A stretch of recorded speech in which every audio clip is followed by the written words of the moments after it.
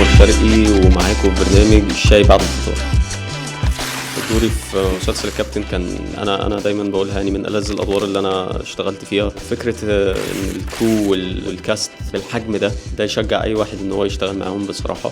روح الممثلين واللي ورا الكاميرا والمخرج طبعا استاذ معتز التوني كله كان ضايف لروح. اي حد كان لازم يضيف للروح اللذيذه اللي كانت في المسلسل. اي حد كان ضد الروح دي كان بيمشي من الاخر. اجواء مختلفه ولذيذه وتشجع الواحد ان هو يروح عايز يشتغل وعايز يتبسط ويعمل حاجه حلوه قبل اي حاجه. اكرم حسني بني ادم اسم على مسمى، يعني هو كريم جدا. هو كريم في مساعدته للناس، وكريم في ان هو كان واقف جنبي في كل حاجه، وكريم في ما بيحبش ياكل لوحده حرفيا. يعني لا الاكل الحقيقي بيحب ياكل لوحده، ولا ان هو ياكل لوحده ان هو ياخد الضحك ليه هو لوحده. من اكتر الناس اللي بتساعدني وبتفرش لي وبتقف جنبي عشان اعرف اطلع اللي عندي يعني.